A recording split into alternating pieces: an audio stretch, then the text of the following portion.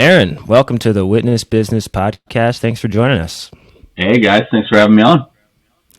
So, before we really dig in here, we got an icebreaker question we've been asking all of our guests. So we got to know, would you consider the worst job you've ever had, and maybe how did it tie into the success that you've seen today? My worst job is also my best job, or shouldn't say best job, but most necessary job.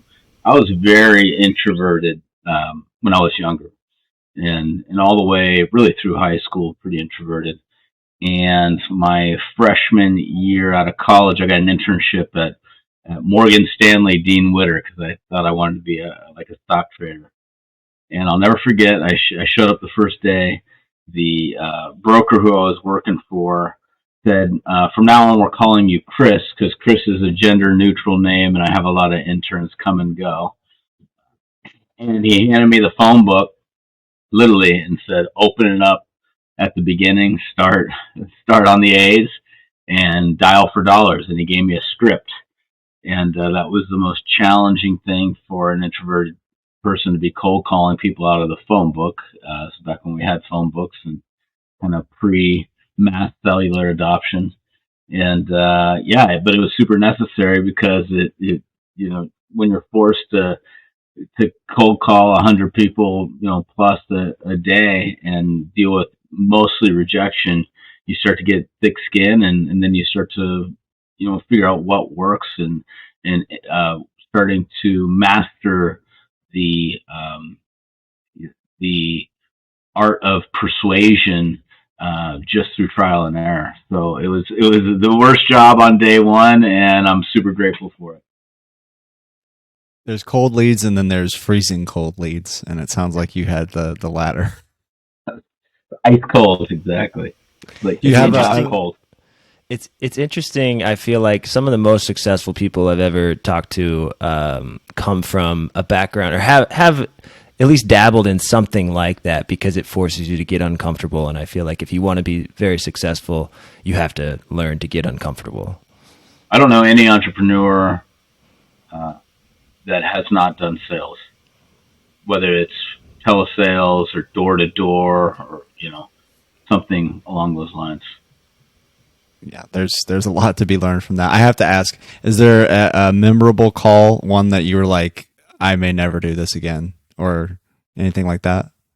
I got plenty of F-offs, plenty of, as soon as I say, hey, this is Chris from Morgan Stanley, click.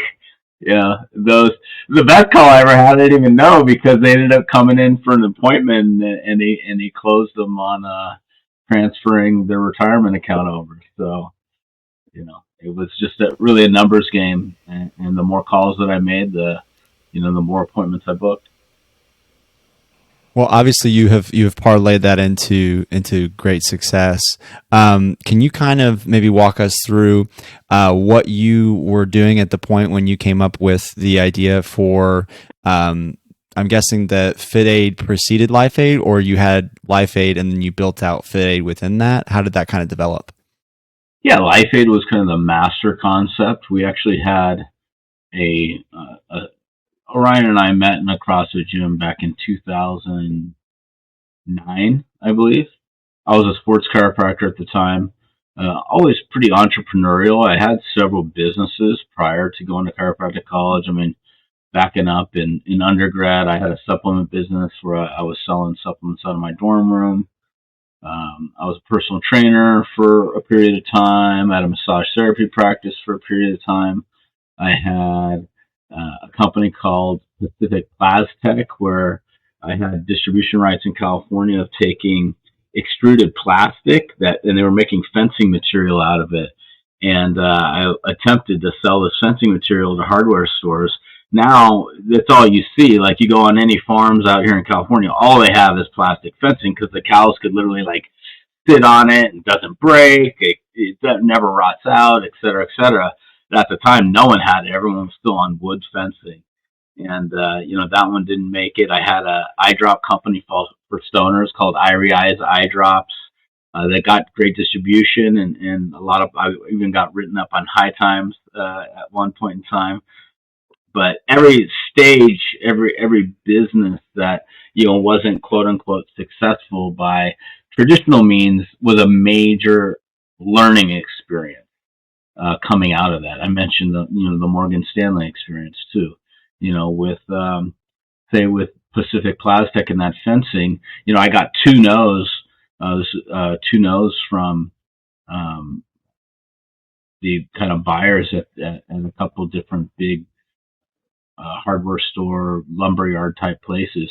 And I kind of like lost all hope in it. And I'm just looking at it now. Every time I drive through Northern California, farm country in California, I'm reminded that all of that business could have been mine. It could have been probably a 10, 20, $30 million business. And it was right there for me, but I lacked the consistency and resiliency to make that one a reality.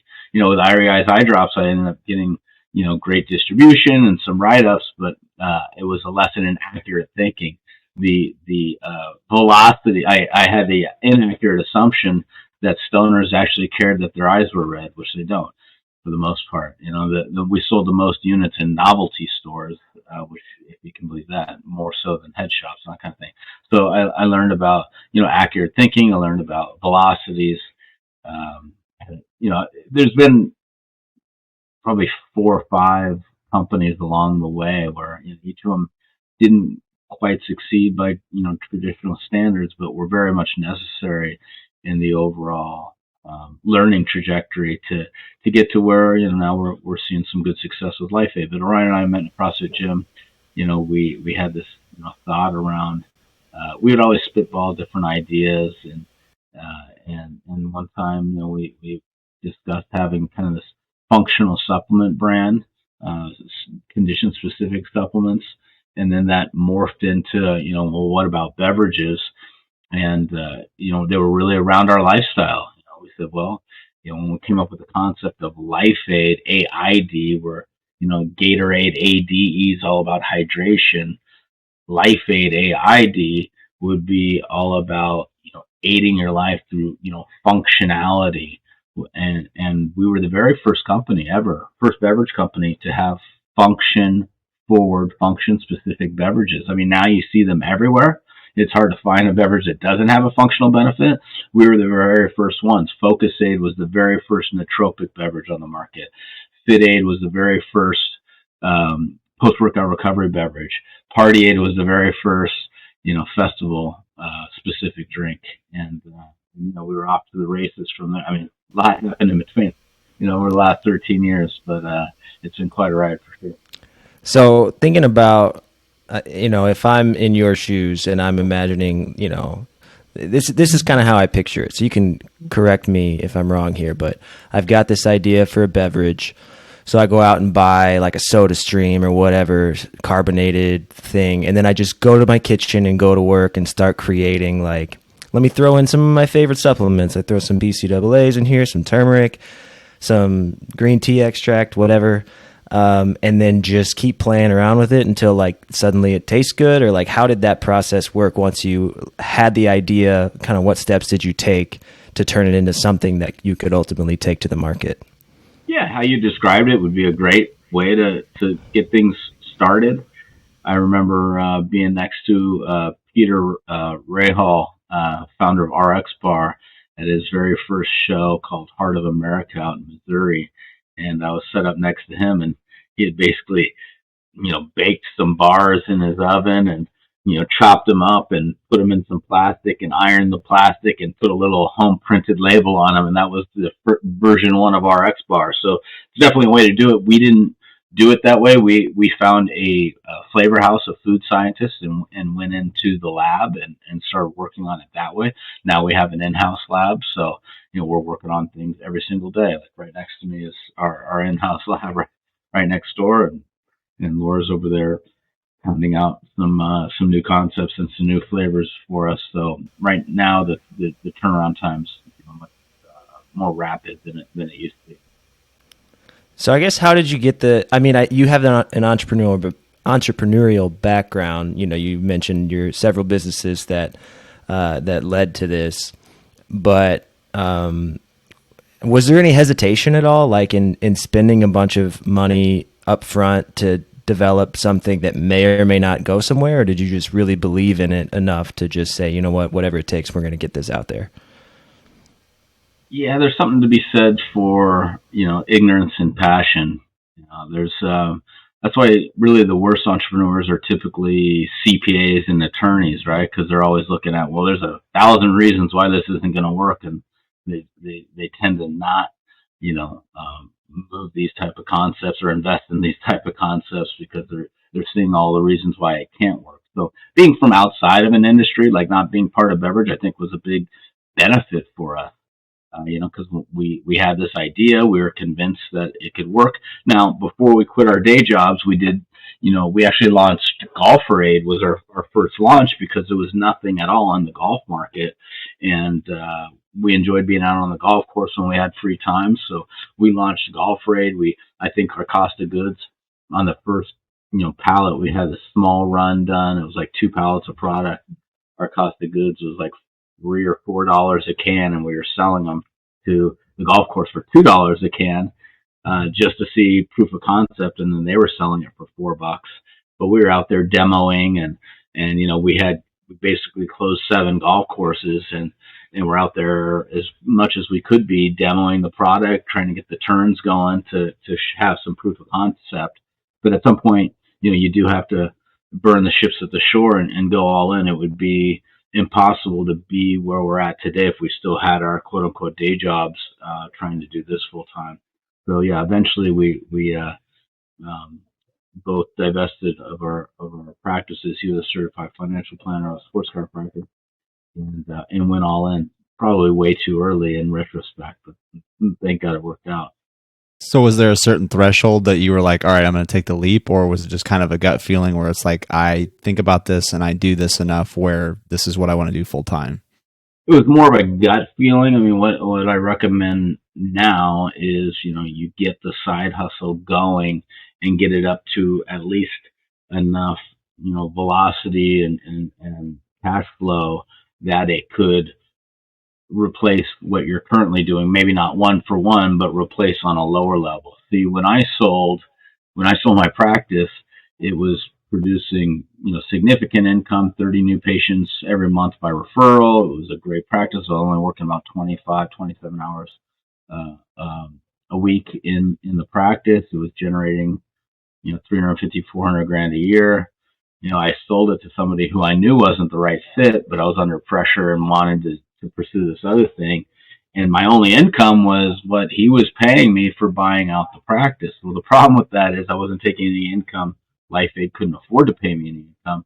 And this person stopped paying me after 6 months of payments. Just turned my golden goose into a turd. And yeah, then it got real lean because I had taken all my savings, put it into the startup, wasn't taking a salary, was living off of the $3,000 a month I was getting paid over here, and then that stopped. Then things got really tight and really lean, where we were living on mac and cheese and tuna multiple days a week, and it was really tough to survive. But those necessary times, and you do what you got to do. You roll up your sleeves, and I had a small pity party for myself, and then got back to work.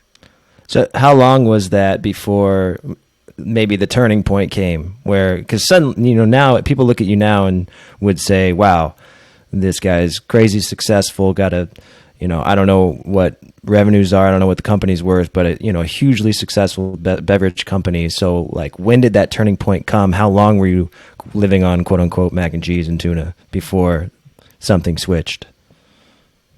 About 6 months after that point, we were able to start paying ourselves $1,000 a month, which going from 0 to 1,000 was a big step up. And here I'm living in a 400 square foot RV during the time. So, everything was super lean. I'm off grid, living in a small RV. I got 2 young kids at home, a 5-year-old and a 3-year-old. And shortly after that, we started getting some traction in the CrossFit space, and to back up a little bit, we launched GolfRaid. We raised some money from friends and family off the success in those golf courses. And then we did a major mistake where we launched two more products really close together. We launched PartyAid and FitAid. And basically we had three different companies because they all had different websites, they had different social media accounts, they had different target audiences. Obviously, golfers are much different than burners or different than CrossFitters, right?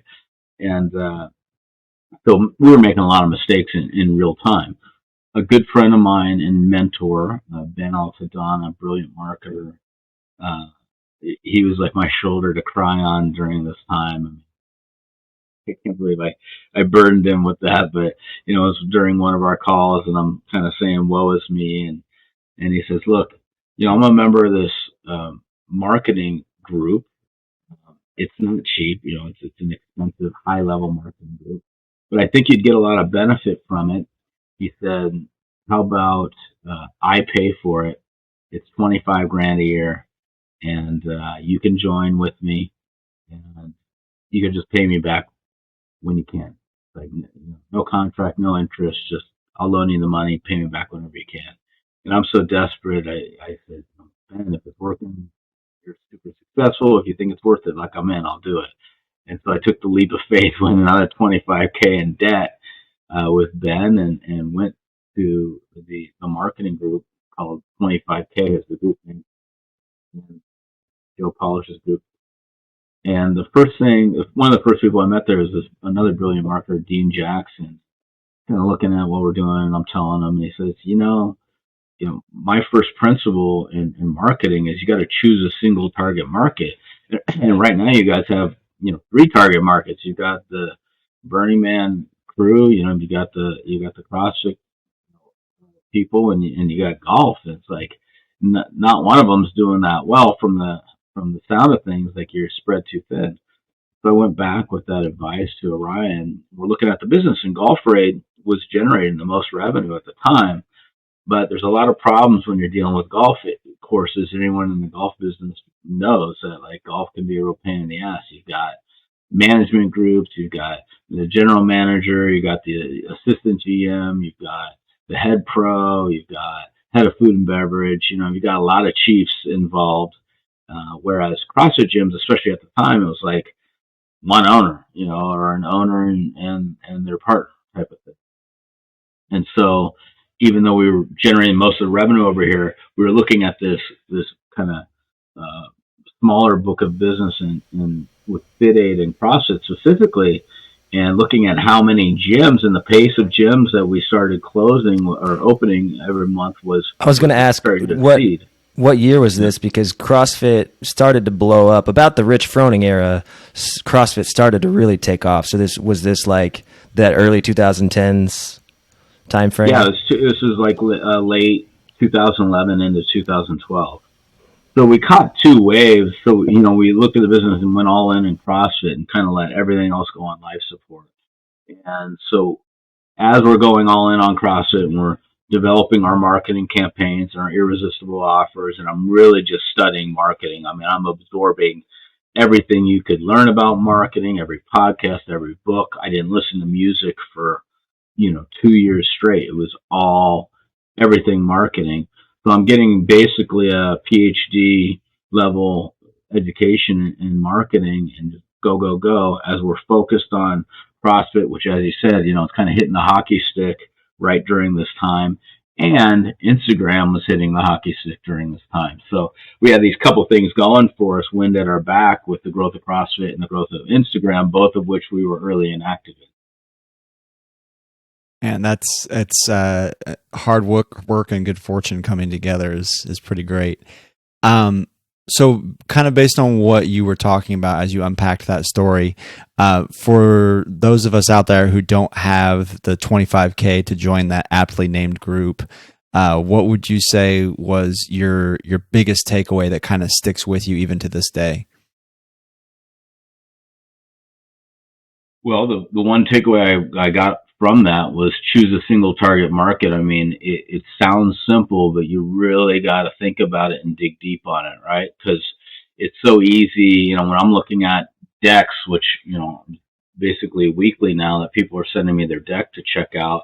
I always see a page in there like, here's the TAM, the total addressable market. If we only get, 1% of this market and blah, blah, and it's all total bullshit. And I'm like, look, I'd rather see you completely dominate a obscure niche than attempt to take a small piece of this massive pie.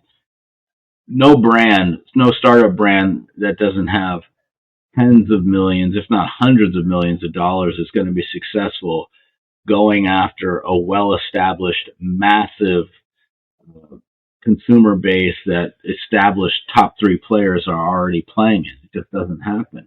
But what you could do is maybe dominate pickleball when pickleball first launched in the U.S. a few years ago, or, pick some other obscure little niche or sport or hobby, right? But the key is, you can't just look at it and go, okay, well, I'm going to get into this and dominate that. You have to legitimately be a part of that community, because that community will sniff you out instantly.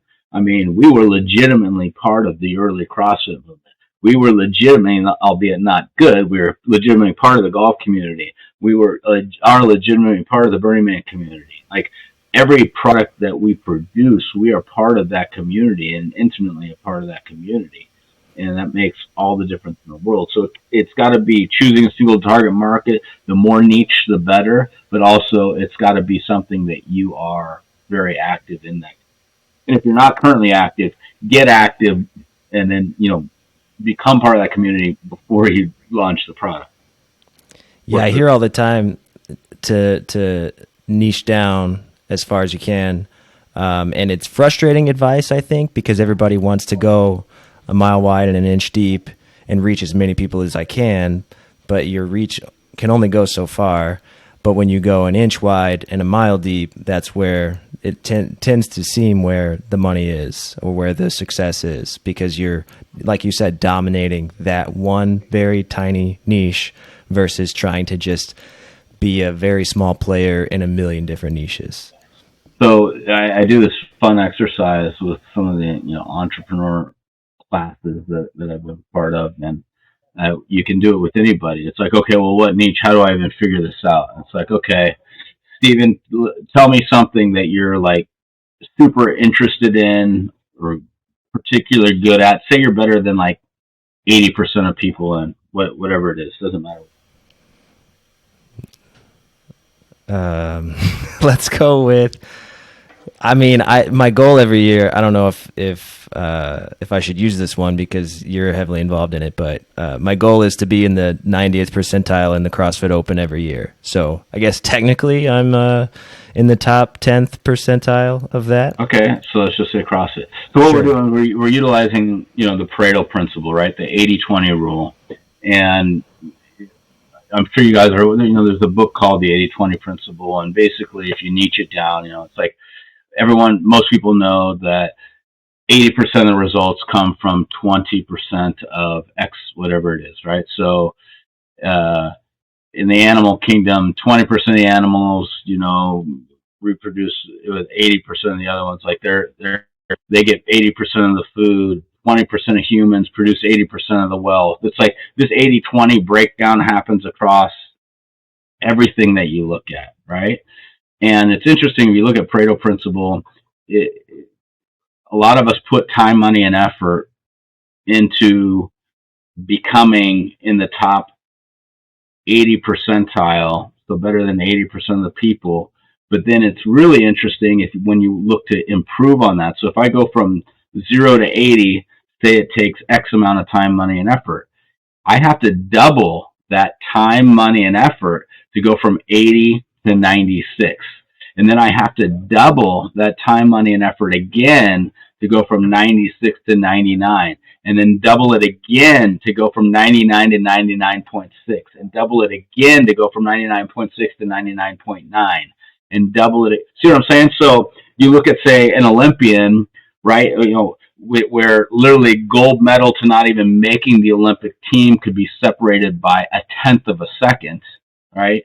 That is where this principle is coming in, right? Like, these little fractional improvements, but the amount of time, money, and effort you have to put in to get that fractional improvement. Literally, the rest of us could get to 80% proficiency, 80% better than the rest of the world at this with the exact same time, money, and effort that the top is taking to get a very small fractional marginal improvement. Now, the point of all this is we can all reasonably say, okay, I'm going to dedicate myself to playing the guitar for the next year, and I'm going to be 80% better than the rest of the population at playing the guitar. That's reasonable, right? Or, Steven, you're doing CrossFit. So, Steven's CrossFit. Kyle, what are you? What's something that, you're super interested in? You say you're probably better than 80% of the people out there. Probably data analytics, actually. Data analytics. Okay, I love it. Yeah. Okay, so, and you could do this for your individual self. So you're just saying, okay, what are two unrelated things that I'm 80 percentile at? But we're going to just assume, since you two are besties and you're on this podcast, that you're business partners. Okay. So what we're going to do is we're going to create a new product, a niche product that combines CrossFit and data analytics. And that's going to be our product. Well, that seems like a pretty reasonable product to create, right? Like, who's doing deep data analytics, in CrossFit? I mean, there's so many different directions you could go from that. Be like sabermetrics of CrossFit, kind of like totally. baseball. Exactly, right? And maybe you're utilizing these metrics and you start handicapping, the different athletes, and then maybe there's a whole monetization strategy around betting on CrossFit, which I think there already is some going on. I was going to say, take it to Vegas. Yeah, betting on it just as you would bet on a NBA game, right? So neither of you are 99.9%. You're not, Matt Frazier, and, you're not the Moneyball guy or whatever, but you take your 80% proficiency, you combine it in a unique way, and all of a sudden you have a product or service that no one else is doing, and it's unique to both of you. So that's a great exercise to kind of niche things down on something that you're already good at and you're already interested in, you're already involved in. Well, I think you just laid out the blueprint for every friend group out there who is both directionless and ambitious. So that was a cool exercise to participate in there. And it's really interesting too, because you didn't tell me. I thought you were going to tell me, like, well, if you want to get to 90, then double your efforts. If you want to get to 96, double your efforts again. But instead of doubling your effort, it's more combine your effort with another effort, and the amount of effort you have to put into this combined product now is less, because there are less competitors out there for this combined effort, which is an interesting concept. Exactly. How many people are trying to be the best in the world at whatever? Let's just take analyzing CrossFit. There's one CrossFit man and one CrossFit woman every year. That's it. Now, would it be cool to be that person? Yeah, it would. But what are the odds that you are actually going to be that person? Very, very small. And how much of your life, time, money, and effort do you need to continue to invest in doubling to get these little incremental improvements with no guarantee you're ever going to get there? Whereas right now, right where you sit, you could create this new company with your best friend, and all of a sudden have a unique offering that's super differentiated to bring to that community. So you're talking about these fractional improvements, and so this question may be kind of an ongoing development even for you now. But was there a point in time as you proceeded with the business, as you kind of continued to build it with Ryan, where you kind of looked around and you were like, oh, like I feel like we've actually made it, like we've really, really, really got something going here? Yeah, it was when we got our direct response, our DR marketing dialed in.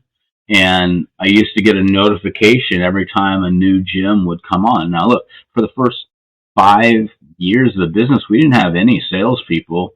It was just me and him, creating, marketing campaigns from behind our computer and having one of our one warehouse guy send things out via snail mail. So when we would get these notifications, we would ring the bell in the office to let the 2 or 3 employees, hey, another gym just came in.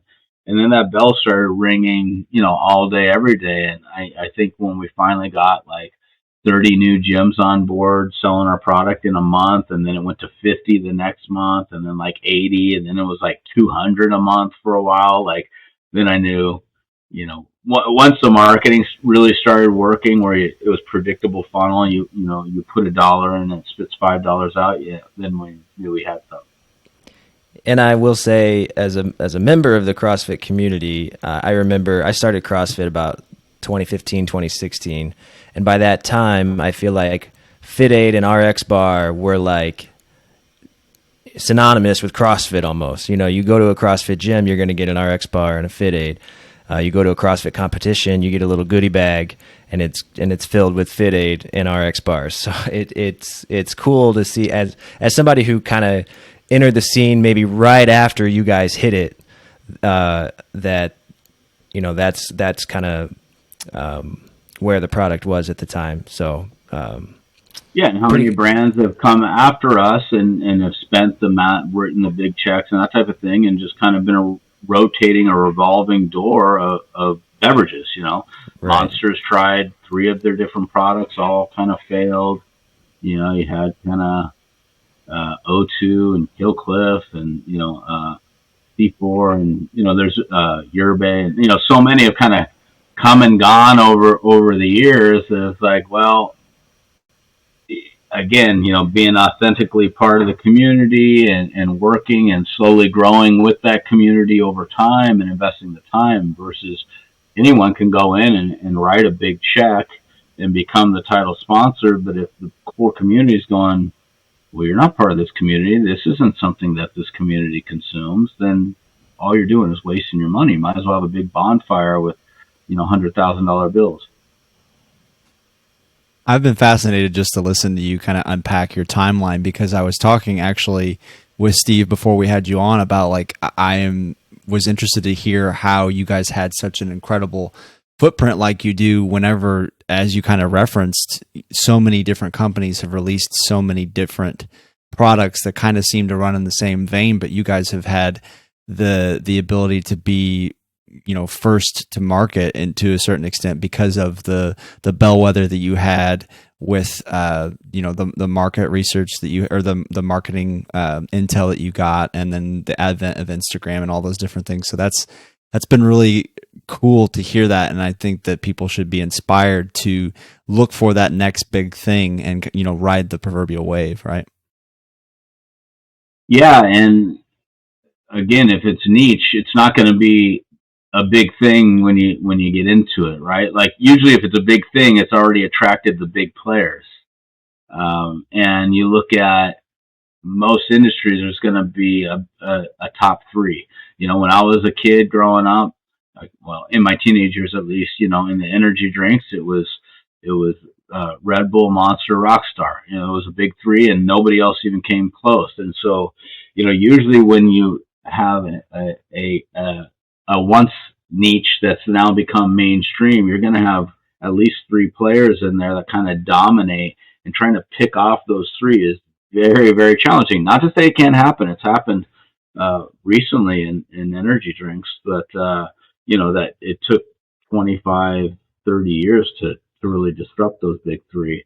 And so I would look to, go through this exercise that we just did and niche it down as much as you possibly can to get to a smaller audience. I mean, you can make an incredible living with just 1,000 fans. You don't need millions and millions of people. I mean, I'd rather sell to 100 people that were paying me $10,000 a year each than the thousands that were just paying me a few bucks. So it's like, you don't have to have a big audience. It really has to do with audience size, what the lifetime value of those customers are, right?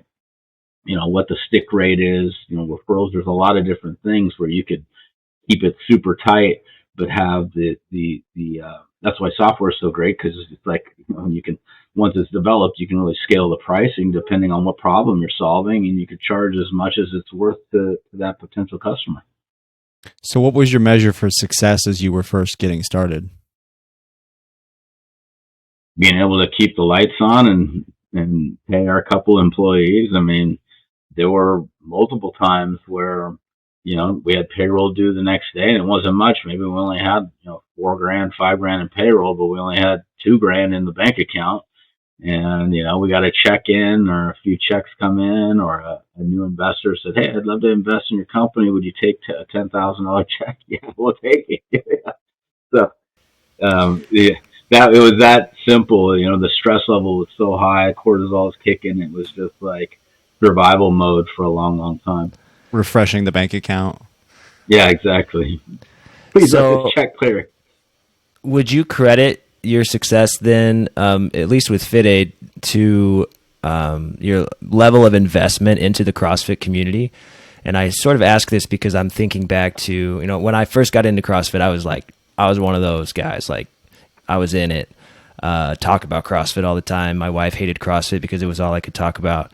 And I remember going to CrossFit regionals a couple of years in a row, and FitAid was basically given away. If you go to a CrossFit regional event, they're just like, "Hey, like, just answer this question. Here's a FitAid." Or the athletes that are behind the scenes, like behind the wall, you can't see them. They're all getting as many FitAids as they want back there. And in my mind at the time, I was like, there's no way this company's they're just giving it all away. Like, how are they making money on this? But thinking back now, it almost seems like it was maybe a combination of giving back to the community, but also a marketing ploy, like just making yourself like the best CrossFit partner that you could possibly be.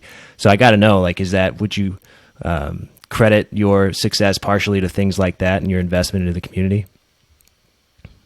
Absolutely. Yeah, absolutely. Giving back to the very community that kept the lights on for us, because if you weren't at a regional getting as many free cans as you wanted, you were back at your gym grinding it out day in and day out and buying one for $3 a can. So, if we can give back for a weekend when we know the other, 363 days of the year you're going to be purchasing from us, I'll do that all day long. And so it helps create reciprocity. Reciprocity is one of the principles of ethical influence. If you read, Cialdini's work, Influence, Psychology of Persuasion, they talk a lot about, the power of reciprocity. So whereas here was always our perspective. It's like, we just spent how much on this sponsorship, how much on this activation. Let's just say to activate at a big event, say you have a 10 by 30 booth, and, you spent $25,000 just on the booth. You've got, 6 staff members, all flights, hotel rooms, food, parties, product. I mean, I'm going to be into this event for $75,000 for the weekend. Am I going to try to sell cans and make back $4 or $5,000 for the weekend?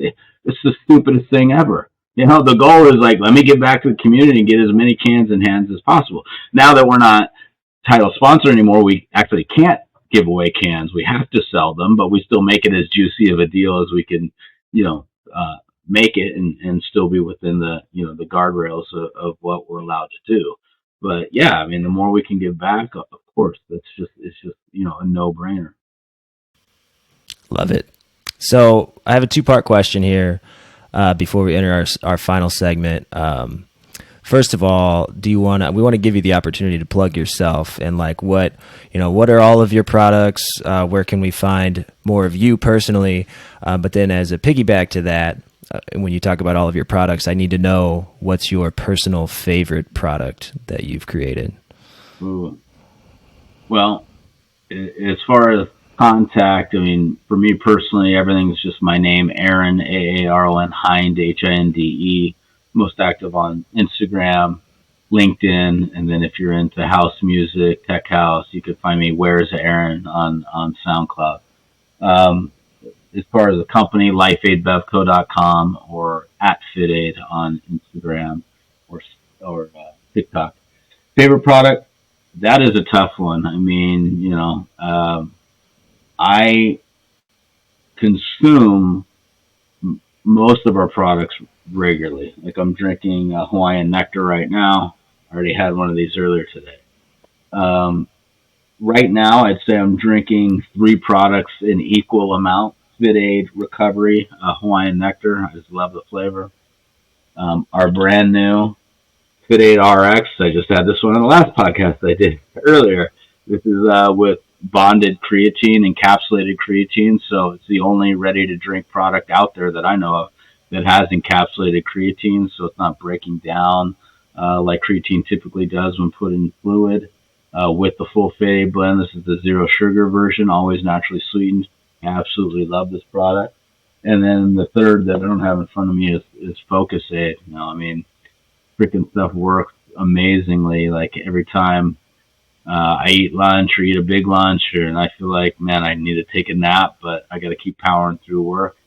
FocusAid snaps me right back into flow state without getting me all jacked up. I've never been much of a high energy drinker, so FocusAid for me is perfect. I will say, for having not focused on an initial target group, it has allowed you to now enjoy your products throughout the day because they cater to all aspects of your day, it sounds like. Actually, Monday, we went a little strong in the hole this weekend for a birthday, so I had our Party Aid powder sticks, and I dumped 2 of those in my water bottle Monday morning. That brought me back to life, or I probably wouldn't be sitting here right now. Yeah. They all do serve a purpose. You're good for everything except for food, basically, at this point. Yeah, exactly. Yeah, pros of having your own beverage company with all those different facets. You got a drink for the golf course, a drink for the hangover, a drink for work, a drink for recovery. You got it all. I gotta ask. I remember, I don't know, a couple of years ago, FitAid. Is that still a thing? I was looking for that, and that was a April Fool's joke. Oh, it wasn't real. I thought, man, that actually sounds kind of good. People, no, we still get like a couple calls a year asking about it. I'm just laughing. We did one year for April Fools called Mermaid, AID Mermaid. Nice. And I had someone call me saying, I'm canceling my subscription. I'm never buying from you guys again. I can't believe you put out a product like that. I'm like, dude, it's April Fool's, brother. It's a joke. I'm like, oh, it's actually kind of funny.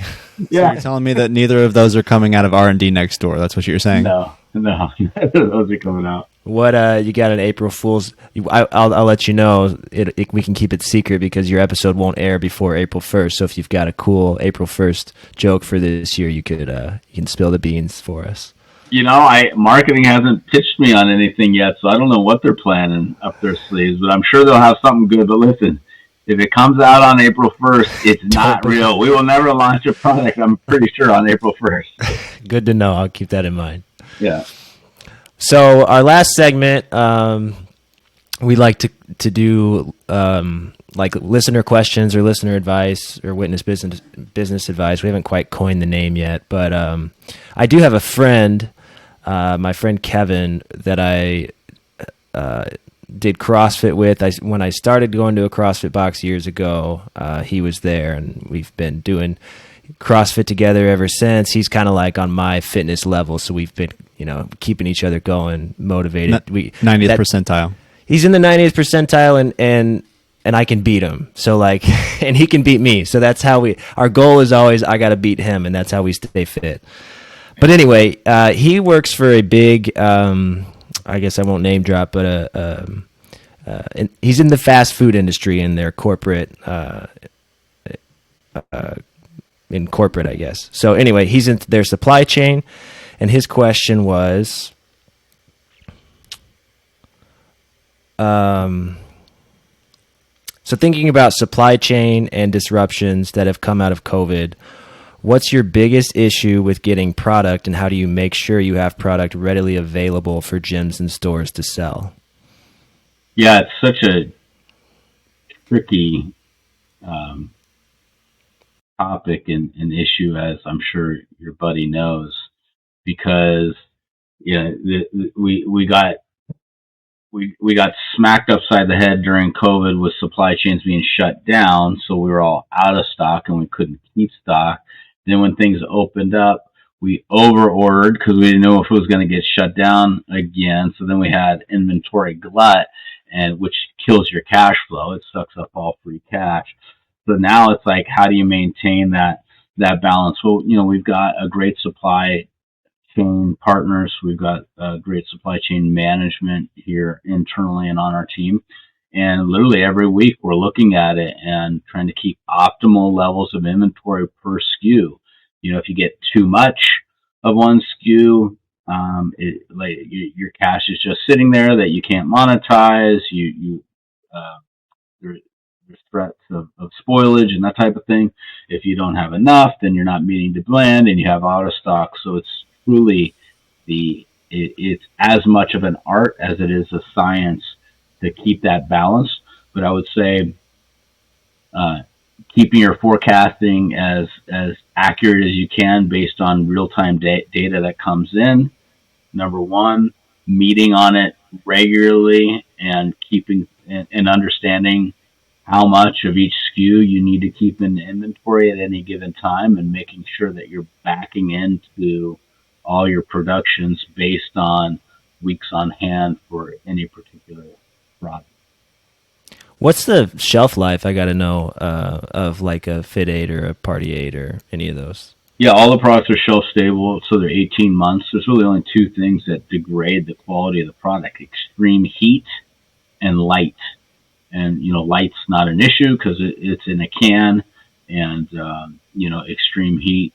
We keep all our warehouses at an ambient temperature, and occasionally we'll have shipping holds both during the winter for freezing issues and the summer if things get too hot. But usually that's not an issue either. And your creatine products don't affect that shelf life at all? Well, again, heat and light would degrade them the quickest, but now that we're, have moved everything to the bonded creatine, we have the most stable product, that out there.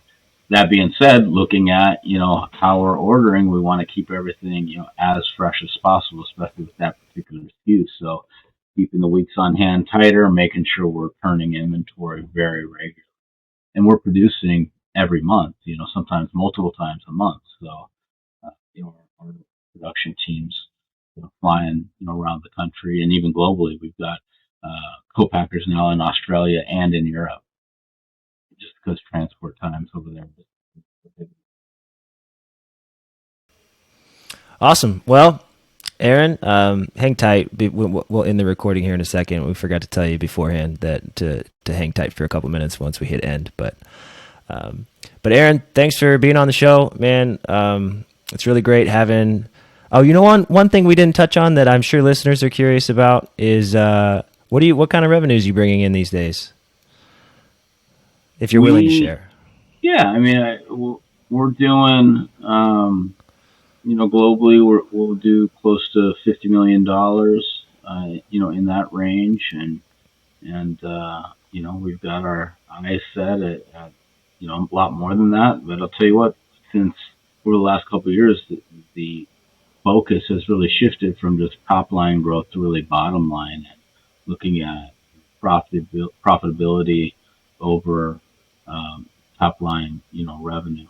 So right now we're focused on efficiencies in the bottom line and creating, a real business, a sustainable business. I've got a lot of friends in different industries, specifically in CPG, that were doing $10-15 million a year in top line that aren't here anymore. They literally went out of business because they were burning too much cash. So, the focus really should be on, and it should always be this way. It just wasn't this way when money was cheap, but on building a durable, sustainable brand, and not just focused on top line growth.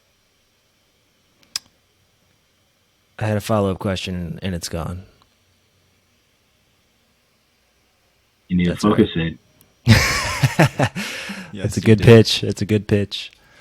Well, hey, we're super grateful for your time. This was this was very insightful, and I would say inspiring as well. And I'm inspired by the fact that you have owned multiple different businesses and have all these different background experiences that have kind of culminated into what you're doing now. So thank you for sharing it all with us. And, we're excited to see what's in store for you next.